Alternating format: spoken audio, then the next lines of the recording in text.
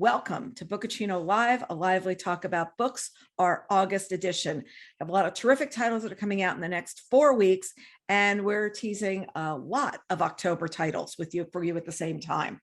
So with no further ado, let's start with your top picks from last month.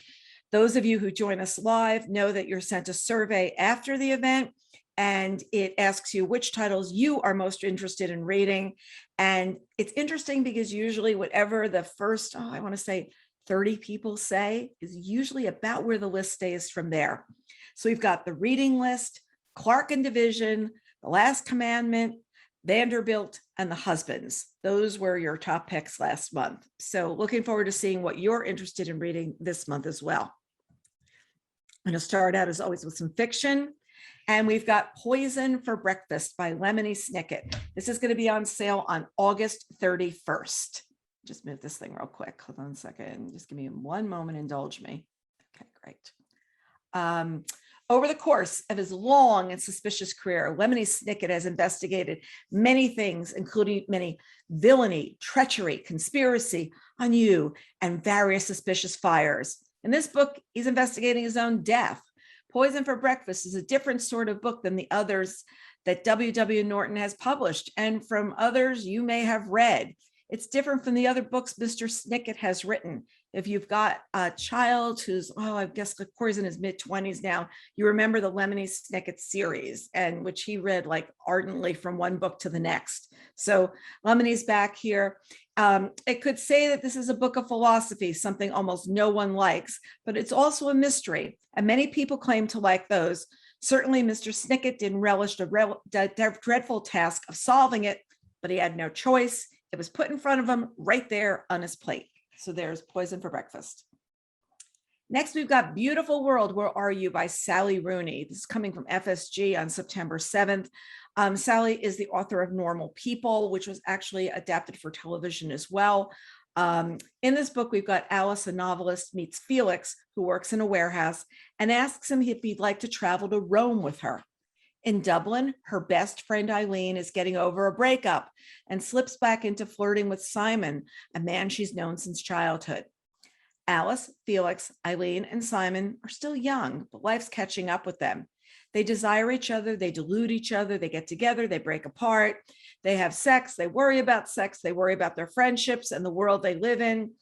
Are they standing in the last lighted room before the darkness, bearing witness to something? Will they find a way to believe in a beautiful world? So our book about people in their 20s and everything that they go through, great snapshot of what happens. Next, we've got Emily Itami, and her book is Fault Lines, also coming on September 7th. Mizuki is a Japanese housewife. She has a hardworking husband, 2 adorable children, and a beautiful Tokyo apartment. It's everything a woman would want. It's something she wonders if she'd rather throw herself off the high-rise balcony than spend another evening not talking to her husband and hanging up laundry. Then one rainy night, she meets Kiyoshi, a successful restaurateur.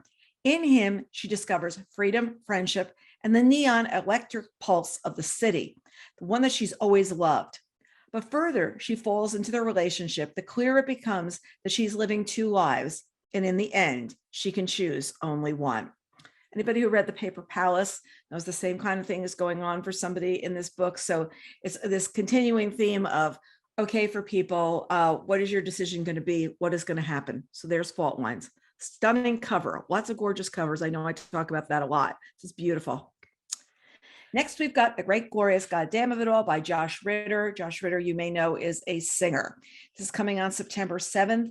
In the tiny timber town of Cordelia, Idaho, 99-year-old Weldon Applegate recounts his life in all its glory, filled with tall tales, writ large with murder, mayhem, avalanches, and bootlegging.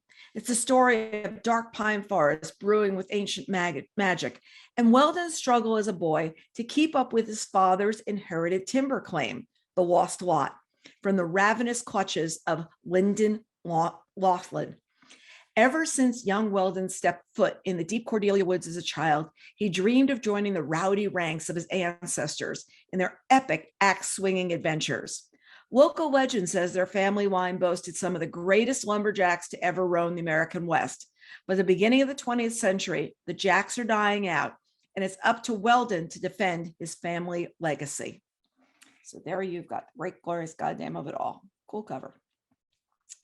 Now we've got In Every Mirror, She's Black. And I know we did this book as a giveaway in summer reading earlier this summer. It's on sale on September 7th. And here we have 3 Black women are linked in unexpected ways to the same influential white man in Stockholm as they build their new lives in the most open society run by the most private people. Successful marketing executive Kemi Adeyemi is lured from the United States to Sweden by Johnny Van Lunden, the CEO of the nation's largest marketing firm, to help fix a PR fiasco involving a racially tone-deaf campaign. A killer at work, but a failure at love, her move is a last-ditch effort to reclaim her social life. A chance meeting with Johnny in business class en route to the United States propels former model-turned-flight attendant Brittany Ray Johnson into a life of wealth, luxury, and privilege, a life she's not sure she wants as the object of his unhealthy obsession. And lastly, we have a refugee, Muna Saeed, who lost her entire family, finds a job cleaning the toilets in Johnny's office as she works to establish her residency in Sweden, and more importantly, seeks a connection and a place she can call home. So we're going to see these 3 women, how they interact with the man, but remember, in every mirror, she's Black.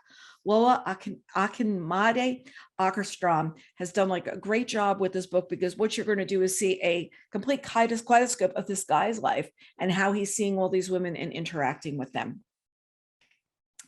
Next, we're going to do some historical fiction, starting out with In the Country of Others by Leila Slimani. I'm terrible with pronunciations. I'm so sorry. This is out this week. Here we've got Mathilde, a spirited young Frenchwoman, falls in love with Amin, a handsome Moroccan soldier in the French army during World War II. After the war, the couple settles in Morocco. And while she tries to cultivate his family's farm's rocky terrain, she feels her vitality sapped by the isolation and the harsh climate, the lack of money, and the mistrust she inspires as a foreigner. Left increasingly alone to raise her 2 children in a world where rules she does not understand, and with her daughter taunted at school by rich French girls for her secondhand clothes and her unruly hair, she goes from being reduced to a farmer's wife to defying the country's chauvinism and repressive social codes by offering medical services to a rural population. The tensions mount between the Moroccans and the French colonists, and she finds herself caught in the crossfire in solidarity with his Moroccan workers, yet also a landowner, despised by the French, yet married to a French woman, and proud of his wife's resolve, but ashamed by her refusal to be subjugated. All of them live in the country of others, especially the women, forced to live in the land of men. And with this novel, Leila issues the first salvo in their emancipation. So where we've got In the Country of Others. Beautiful cover there too. Next, we've got The Showgirl by Nicola Harrison. It's also on sale this week. It's 1927 when Olive McCormick moves from Minneapolis to New York City, determined to become a star in the Ziegfeld Follies. Extremely talented as a singer and dancer, it takes every bit of perseverance to finally make it on stage. And once she does, all the glamour and excitement is everything she imagined and more, even worth all the sacrifices she had to make along the way. And then she meets Archie Carmichael, handsome, wealthy, the only man she's ever met who seems to accept her modern ways, her independent nature, and her passion for success. But once she accepts his proposal of marriage, he starts to change his tune, and Olive must decide if she's willing to reveal a devastating secret and sacrifice the life she loves for the man she loves. So there we've got The Showgirl by Nicola Harrison. Next, from Tóibin, we've got The Magician, coming on September 7th. The Magician opens in a provincial German city at the turn of the 20th century, where Thomas Mann grows up with a conservative father bound by propriety and a Brazilian mother, alluring and unpredictable. Young man hides his artistic aspirations from his father and his homosexual desires from everyone. He's infatuated with one of the richest, most cultured Jewish families in Munich, and he marries the daughter Katya. They have 6 children. On a holiday in Italy, he longs for a boy he sees on the beach and writes the story, Death in Venice.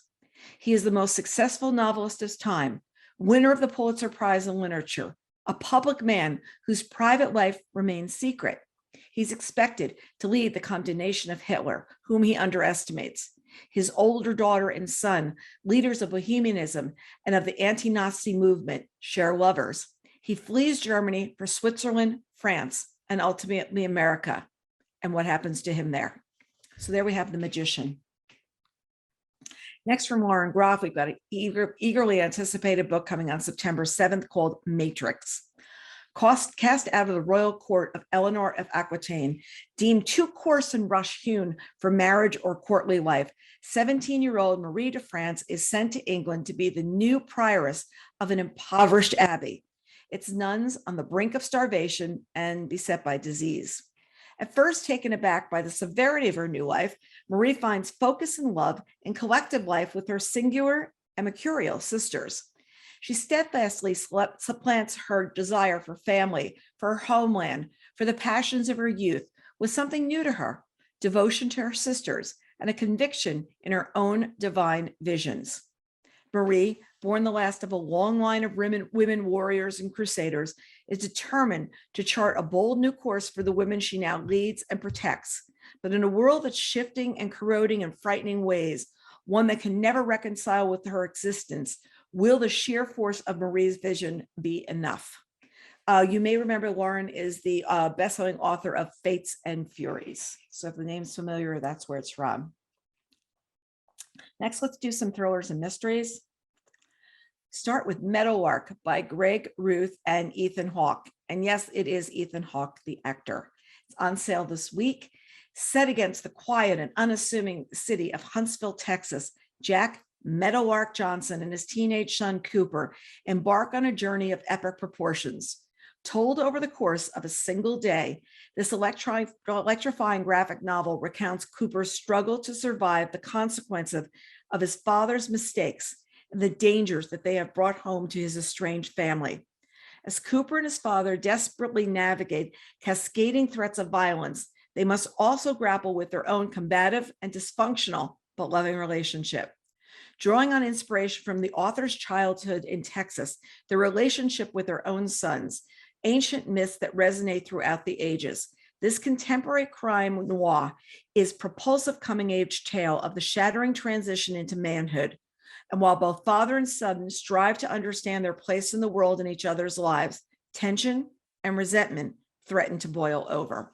So there we've got Meadowlark. Next, we've got Mrs. March, and it's on sale this week. George March's latest novel is a success. No one could be prouder than his dutiful wife, Mrs. March, who revels in his accolades. She lives a precarious, controlled existence on the Upper East Side until one morning when the shopkeeper of her favorite patisserie suggests that her husband's latest protagonist, a detestable character named Joanna, is based on Mrs. March herself. Clutching her ostrich leather pocketbook and mint-colored gloves, I love the mint-colored gloves, I'm just telling you here, she flees the shop. Who could have merited this humiliation? One casual remark robs Mrs. March of the belief that she knew everything about her husband and herself. And while snooping in George's office, she finds a newspaper clipping about a missing woman. Did George have anything to do with her disappearance? He's been going on a lot of hunting trips up north with his editor recently, leaving Mrs. March all alone at night with her tormented thoughts. And as she begins to decode her husband's secrets, her deafening anxiety and fierce determination threaten everyone in her wake, including her stoic housekeeper, Martha, and her unobtrusive son, Jonathan, whom she loves so profoundly, when she remembers to love him at all. But remember, she does have those great mint-colored gloves. Next, James Lee Burke, Another Kind of Eden, coming on August 17th.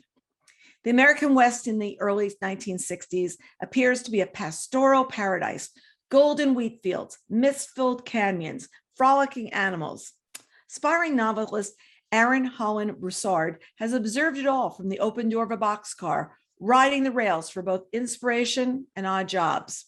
Jumping off in Denver, he finds work on a farm and meets Joanne McDuffie, an articulate and fierce college student and gifted painter. Their soul connection is immediate, but their romance is complicated by her involvement with a shady professor who is mixed up with a drug-addled cult.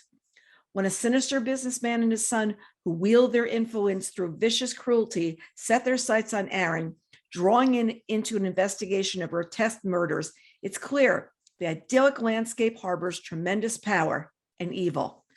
Followed by a mysterious shrouded figure who might not be human, Aaron will have to face down all these foes to save the life of the woman he loves and his own. So they've got another kind of Eden. Next, we've got The Last Mona Lisa by Jonathan Santofer. And this is coming on August 17th. I am looking forward to interviewing Jonathan when this book comes out next week. Known him for years. His last book was about his life as a widower when his wife had died suddenly. So it was a serious nonfiction book. And here I'm so happy he's back to fiction. I think it's the first book in a decade that he's written that's fiction. Here's why I love talking about a book about Jonathan, a book about art and Jonathan. Jonathan is an amazing artist. Those who follow him on Facebook or friends with him on Facebook will see that he draws pictures like on the fly of famous celebrities and celebrating their birthdays or friends or people that mean something in his life. So he's somebody who understands the art world and has, been in it for years. So for him to be writing about this story about the last Mona Lisa is just like a perfect Jonathan story. Here we've got August 1911. The Mona Lisa is stolen by Vincent Perugia. Exactly what happens in the 2 years before its recovery is a mystery. Many replicas of the Mona Lisa exist, and more than one historian has wondered if the painting now returned to the Louvre is a fake, switched in 1911. Present day, art professor Luc Perron digs for the truth behind his most famous ancestor, Perugia. His search attracts an Interpol detective with something to prove and an unfamiliar but curiously helpful woman. And soon, Luke tumbles deep into the world of art and forgery, a land of obsession and danger. So I have a mystery behind this. I could have sworn I just saw something in the news the other day about the Mona Lisa. Like, is it the real Mona Lisa? I think this is something that the controversy still exists. That is what hanging in the Louvre really the real one? So let's see what Jonathan does in his hands. So the book is getting fabulous reviews, fabulous feedback, and I'm so happy for him. Next, we've got Lightning Strike by William Kent Krueger, the book that I'm currently reading because I'm going to be interviewing Kent about this book next week. I'll tell you that those of you who love this tender land and you loved Ordinary Grace, you're going to love this book. It's actually a prequel to his Cork O'Connor series, and in it, Cork is young. So it's the same kind of age of the kids we met in this tender land and his other earlier standalones works. And as a result, you're going to be able to sit there and have a different feel because you could enter the series on this book, but it's a complete standalone because it's setting up really what the rest of the series is going to be. So who's written, I think it's 17 books at this point, and then goes back and does a quick prequel? Only Kent. And he's got the exact right voice of this tender land and Ordinary Grace on the kids in this book. So Aurora is a small town nestled in the ancient forest alongside the shores of Minnesota's Iron Lake. The summer of 1963, it's the whole world to 12-year-old Cork O'Connor. Its rhythms as familiar as his own heartbeat. But when Cork stumbles upon the body of a man he revered hanging from a tree in an abandoned logging camp, it's the first in a series of events that cause him to question everything he took for granted about his hometown, his family, and himself. Cork's father, Liam O'Connor, is Aurora's sheriff, and it's his job to confirm that the man's death was a result of suicide, as all the evidence suggests. In the shadow of his father's official investigation, Cork begins to look for answers on his own, and together, father and son face the ultimate test of choosing between what their heads tell them is true and what their hearts know is right.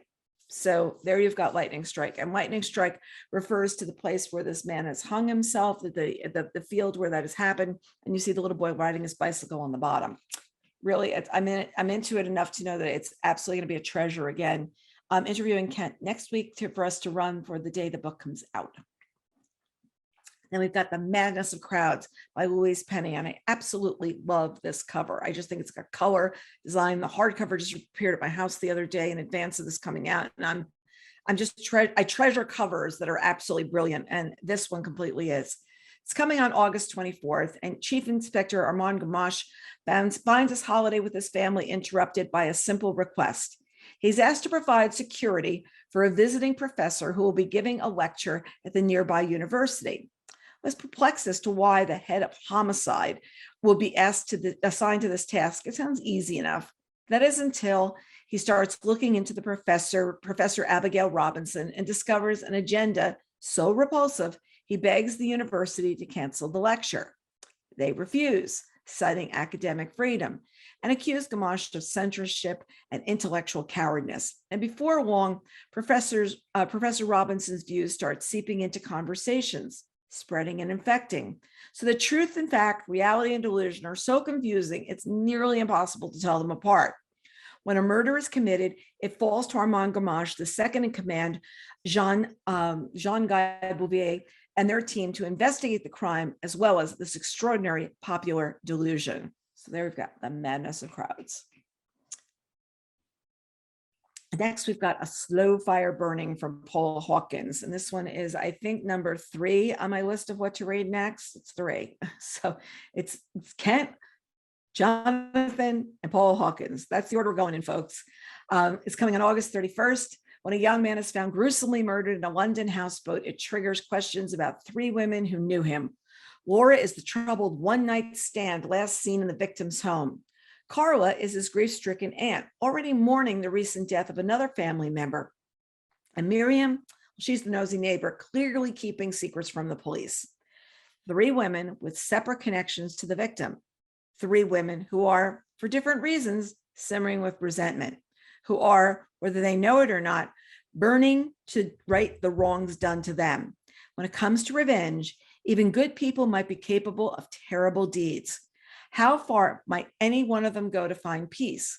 How long can secrets smolder before they explode into flames? So there we've got A Slow Fire Burning. Another terrific cover. Next, we've got Defending Britta Stein by Ronald H. Balson. Many of you may have read his previous work, Once We Were Brothers, and he has a number of books that are set during World War II. So this is coming on September 7th. We start in Chicago in 2018, where a popular restaurateur is set to be honored by the Danish American Association for one of his many civic and charitable contributions.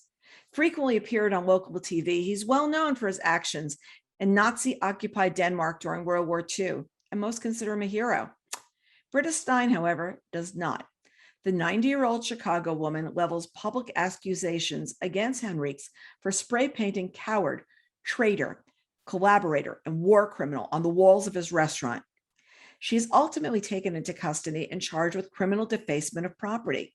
She also becomes the target of a bitter lawsuit filed by Henriques and his son, accusing her of defamation and intentional infliction of emotional distress. Attorney Catherine Lockhart, although hesitant at first, agrees to take up Ms. Stein's defense. With the help of her investigator husband, Leon Taggart, Lockhart must reach back into wartime Denmark and locate evidence that proves Ms. Stein's innocence. So if those of you who have read him before, you recognize that Catherine Lockhart and Liam Taggart are characters that are recurring in the book. She coming in looking at this through the law, and her husband looking at it for investigation. So there you've got Defending Britta Stein. Next, you've got Friends Like These by Kimberly McCreight, coming on September 7th. Everyone has those friends. Doesn't matter how long it's been or how badly they've occasionally behaved or how late it is when that call finally comes, you show up, no questions asked. Honestly, that's how the 5 of us ended up here in the Catskills. We did have the best of intentions, especially after what happened to Alice all those years ago. We can't bear to think about losing anybody else. In fact, we'll do anything to make sure that doesn't happen. We'll go so much farther than anyone thought we would. In the end, maybe that's what caught up with us. That and the fact that we're such a complicated group. So much history and so many big personalities, secrets too, that can slip out at the most inopportune moments. Of course, we love each other despite all those things, We love each other no matter what. There's something so beautiful about that kind of unconditional love. It can turn ugly though, and maybe that's just us. After all, we've been through so much together and we have so much to hide. Kimberly writes a really tight thriller, so I have a funny feeling these people have so much to hide for sure. Next, we've got Never Saw Me Coming by Vera Kurian. It's coming on September 7th. It'd be easy to estimate Chloe Severe. She's a French honors student, a legging-wearing hot girl next door who also happens to be a psychopath. She spends her time on yoga-lates, frat parties, and plotting to kill Will Bachman, her childhood friend who grievously wronged her. She's one of 7 students at her DC-based college who are part of an unusual clinical style, a study of psychopaths. Students like herself who lack empathy and can't comprehend emotions like fear or guilt. The study, led by a renowned psychologist, requires them to wear smartwatches that track their moods and movements. When one of the students in the study is found murdered in the psychology building, dangerous game of cat and mouse begins, and Chloe goes from hunter to prey. As she races to identify the killer and put her own plan for revenge into action, she'll be forced to decide if she can trust any of her fellow psychopaths. And everyone knows you should never trust a psychopath. This is one of those books that I've heard just twists and turns, and you really don't know who you're supposed to believe. But it's good when a writer can write like that. Next, we've got The Night She Disappeared by Lisa Jewell. I interviewed Lisa last summer, and she always says there's one little kernel that is the beginning of when she starts a book. There's something she sees, there's something that happens.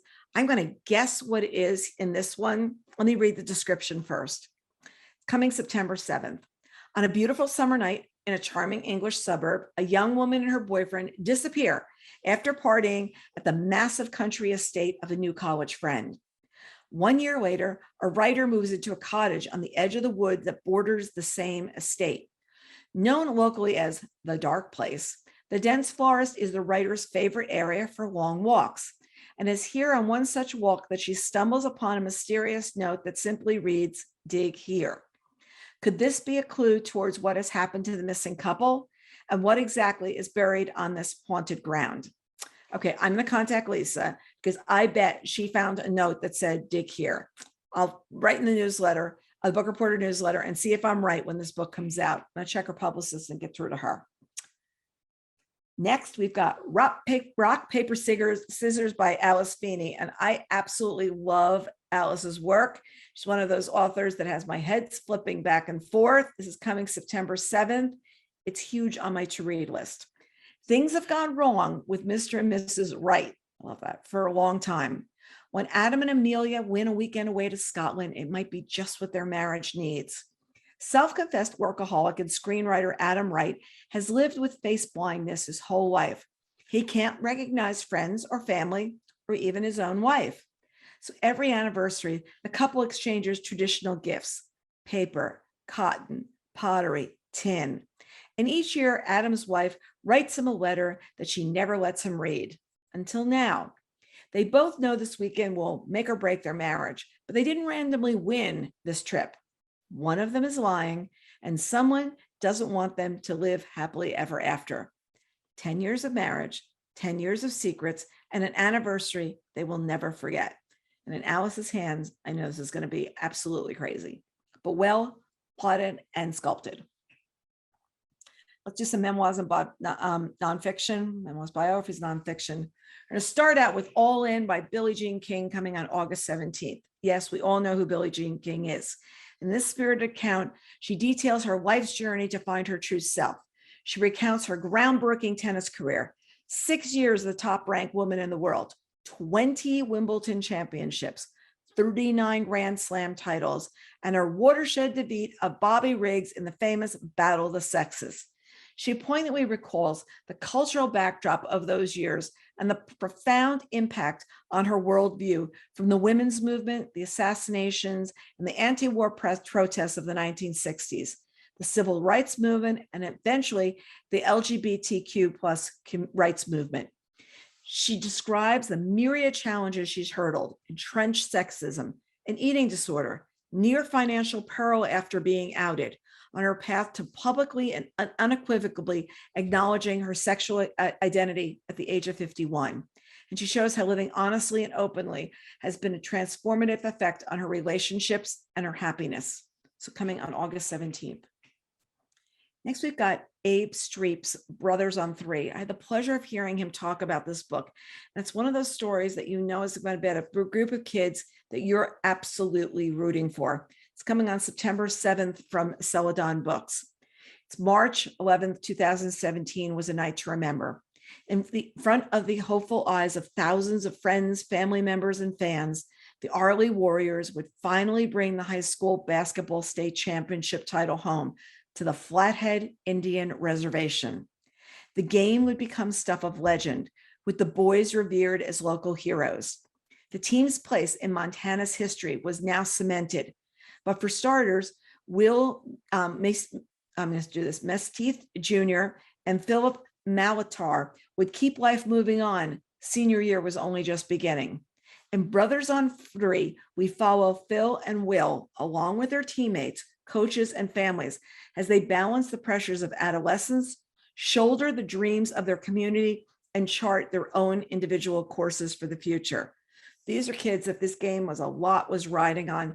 And Abe, when he goes out and describes his research for this and how he got to know these families and what he wanted to do, it's a true story, and one of those stories that I think will be memorable when you finish reading it. They're titles that, nonfiction titles, especially along the way that I've read, that the stories stay with me, and I still think about those characters in such big ways. Next, we've got Three Girls from Bronzeville by Dawn Turner, which is coming on September 7th. They were three Black girls. Dawn is tall and studious. Sister Kim is younger by 3 years and headstrong as they come. And her best friend, Deborah, already prom queen pretty by 3rd grade. They bonded as they roamed the concrete landscape of Bronzeville, a historic neighborhood in Chicago's South Side, the destination of hundreds of thousands of Black folks who fled the ravages of the Jim Crow South. These third-generation daughters of the Great Migration come of age in the 1970s in the warm glow of the recent civil rights movement. It's offered them promise, albeit nascent and fragile, but they will have more opportunities, rights, and freedoms than any generation of Black Americans in history. Their working-class, striving parents are eager for them to realize this hard-fought potential. For a brief, wondrous moment, the girls are all giggles and dreams and promises of friends forever. And then fate intervenes, first slowly and then dramatically, sending them careening in wildly different directions. So we've got a story of three different girls. It's a uniquely American memoir of race, fate, and sisterhood. Now we've got some October titles to look forward to. There's so much coming up. We had to tightly edit this. Believe me, there are many, many more. First, we're going to start out with Lisa Unger's A Last Girl Ghosted. I'm going to pause here to share that we've got a new feature that's running on the site right now that you might have seen, and it's called In Case You Missed It and a Look Ahead.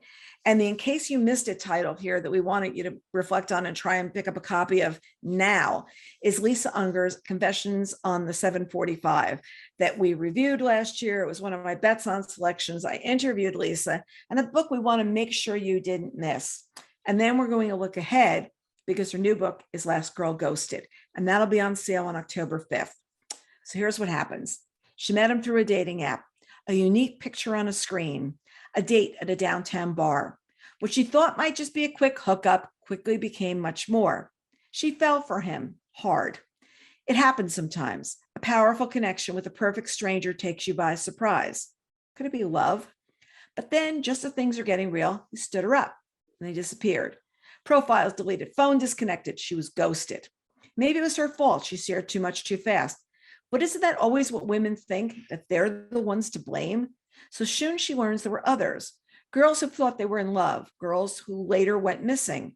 She's been looking for the connection, and now she's looking for answers, chasing a digital trail into his dark past and hers.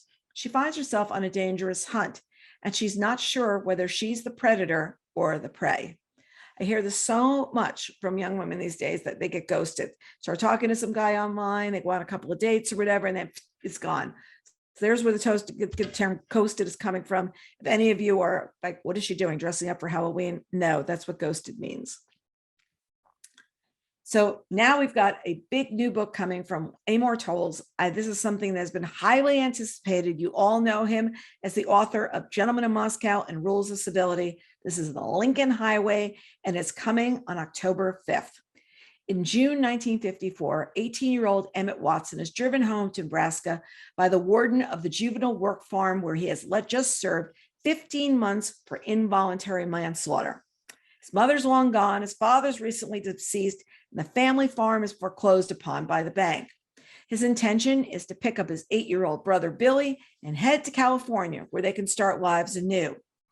But when the warden drives away, Emmett discovers that 2 friends from the work farm have hidden themselves in the trunk of the car, the warden's car, and together they hatch an altogether different plan for Emmett's future, one that will take them on a fateful journey in the opposite direction to the city of New York. Had the pleasure of hearing Amor talk about this book. He is very excited about it. We're going to be talking about the Lincoln Highway, I think, a lot over these next couple of months. And there's a little nugget here that this book is sort of starting the day that the gentleman in Moscow gets out of prison. So there's some kind of trajectory. While he's not going to appear in these books, the timelines are going to coincide. So it's a little nugget there for you to share with other people. Next, we've got The Boys by Ron Howard and Clint Howard, on sale on October 12th. Like, we've known Ron Howard for years. I mean, we really have known him for years. So what was it like to grow up on TV? And he's been asked this question throughout his adult life. In The Boys, he and his younger brother Clint examine their childhoods in detail for the first time. With this perspective of time and much success, Ron as a filmmaker, producer, and Hollywood A-lister, Clint is a busy character actor. The Howard brothers delved deep into an upbringing that seemed normal to them, but was anything but. Their Midwestern parents, Rance and Jean, moved to California to pursue their own showbiz dreams, but it was their young sons who found steady employment as actors. The Boys is a dual narrative that lifts the lid on the Howard brothers' closely held lives. It's a journey of a tight 4-person family unit that held fast the undying business and also unforgiving business, and of 2 brothers who survived the child actor syndrome. There aren't many who have, to become fulfilled adults. So there we've got The Boys. Perfect title for it. I see Opie right there.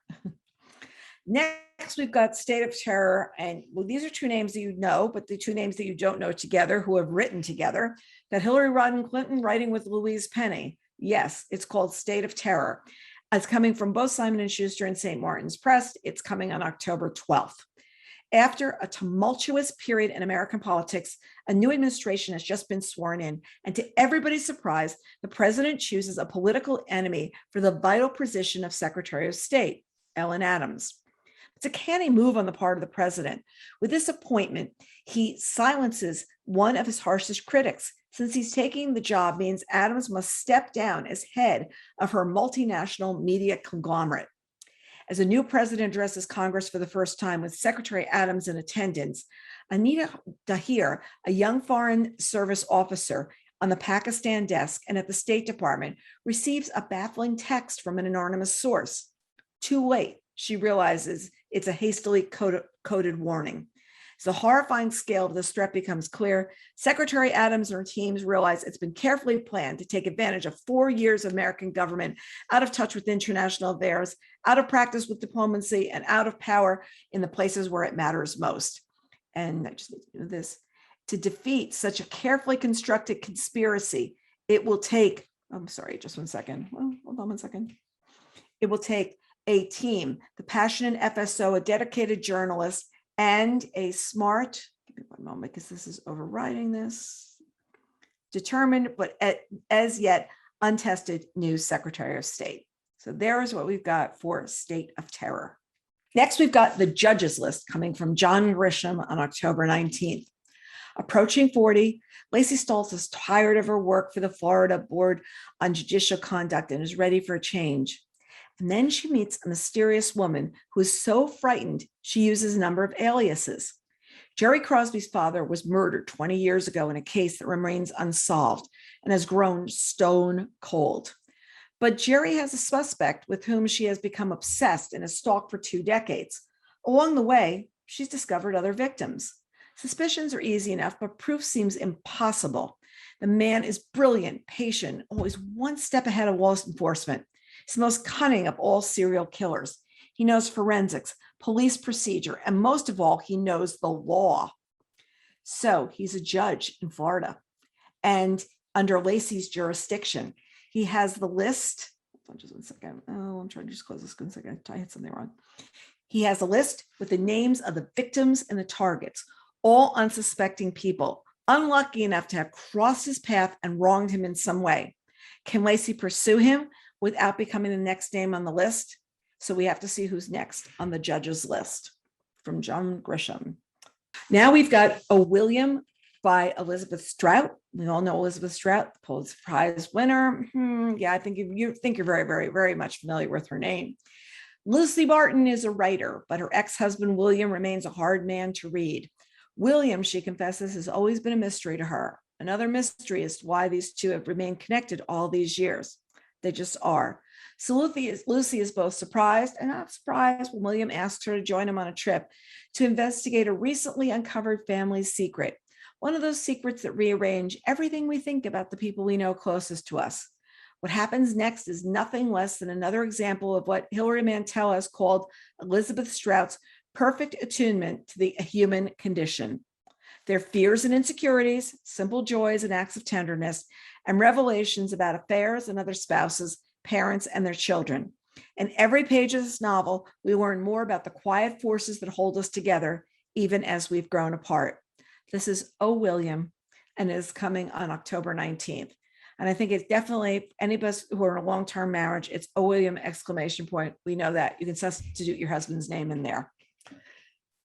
Next, from Tamron Hall, and yes, she is the journalist Tamron Hall, we've got a book called As the Wicked Watch. It's coming on October 26th. When crime reporter Jordan Manning leaves her hometown in Texas to take a job at a television station in Chicago, she's one step closer to her dream, a coveted anchor chair on a national network. Jordan is smart and aggressive with unabashed star power, and often the only woman of color in the newsroom. Armed with a master's degree in forensic science and impeccable instincts, Jordan has been able to manage her dueling motivations, breaking every story and giving a voice to the voiceless. Again and again, she is called to cover all the big stories. She is the murder and cover the murders of Black women, many of whom are sexually assaulted, most brutalized, and all of them quickly forgotten. Till Maisie James, the story that Jordan can't shake despite all her efforts.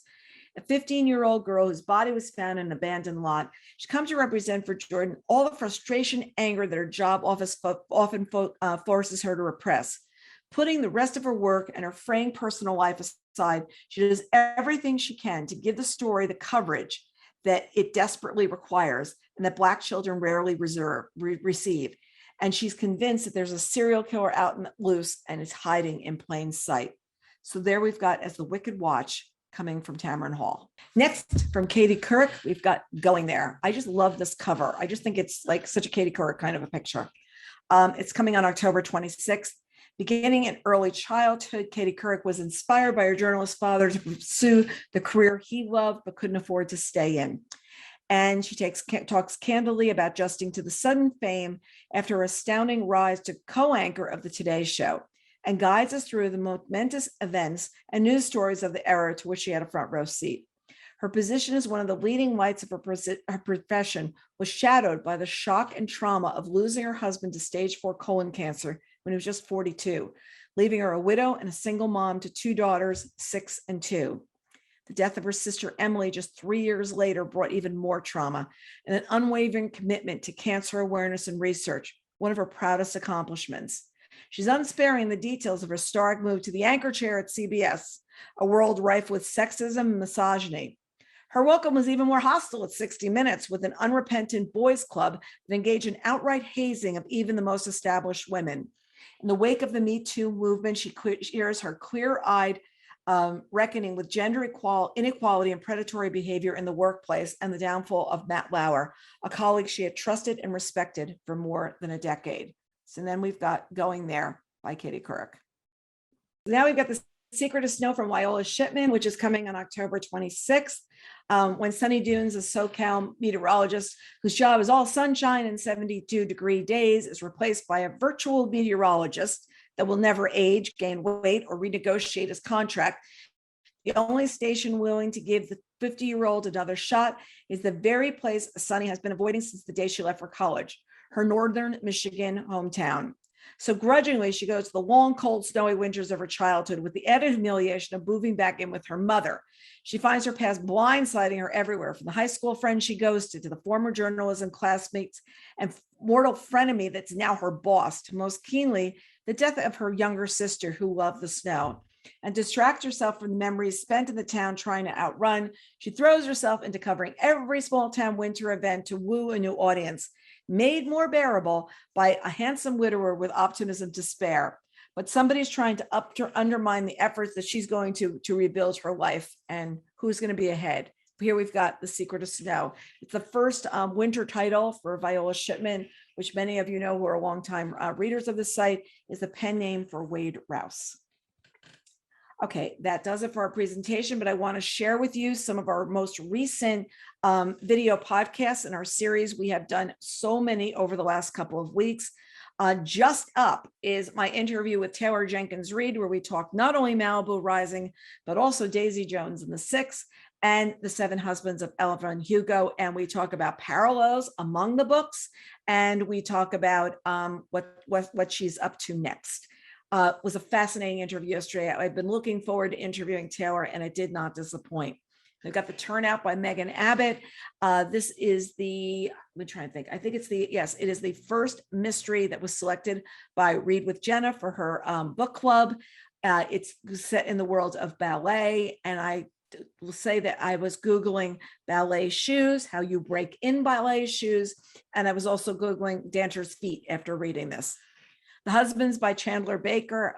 The women have the second shift, and Chandler has us all wondering, how can we take off a little bit less on the second shift, and how can it be given back to the men, and what happens in this one community where that happens? Such a Quiet Place for Megan Miranda's this little town. It's like this little village where everybody's all living together. Somebody's been killed, and the murderer comes back, or the alleged murderer comes back, because guess what? She's been found not guilty. What do you do now? Personal Librarian.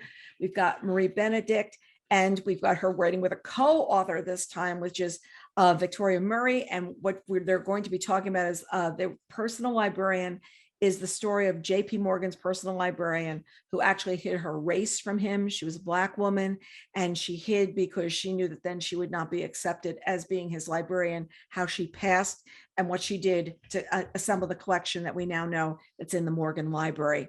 And then another one of your favorites from last month, The Last Commandment.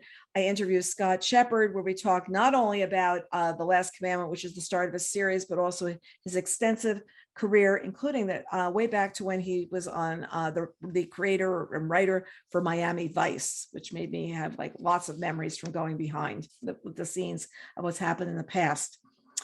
Also, I don't want to miss this opportunity to also thank our editorial director, Tom Donadio, who curated the slide presentation with me today, and he meticulously checked every aspect of this presentation. Tom goes over everything to make sure we've got the right dates. A lot of time publication dates change, and he makes sure that everything is completely on target with that. And my thanks go out to him. And also to our intern, Griffin Winkler, who created the slides for today's presentation. Griffin's with us all summer. He's been doing a terrific job of pulling together. We give him these are these lists of titles. Can you go out and find the information about them? He's done a great job at that. Here we've got 33 of my 21 Bets on selections so far. And folks, I'm still reading. So this is a great list of books that I've curated that I think you're going to love as well. And I don't pick every title that I read. There's some that I'll sit there and say, I think that's not going to resonate with everybody. But these are some of the ones that have really, 33 of the ones that have meant something to me. Never sit out with a number to read at the beginning of the year and say, these are going to be how many it is. It's really what I fall in love with. So our next Bookaccino Live event, which will have titles from September 14th through October 5th and a peek ahead of November, will be on Wednesday, September 15th at 2:00 p.m. Sign up will be available later on today. Thank you, everyone, for joining us. We so appreciate you. I tell you, the number of people who show up this event, publishers and many people in the publishing business cannot believe how many of you show up every month. So we're grateful to you as well, because it gives us an opportunity to share with you what's coming out in the months to come. So thanks to Austin, Tom, Griffin, and to all of you who are joining us today. So thanks, everybody. We'll see you next time for Bookaccino Live.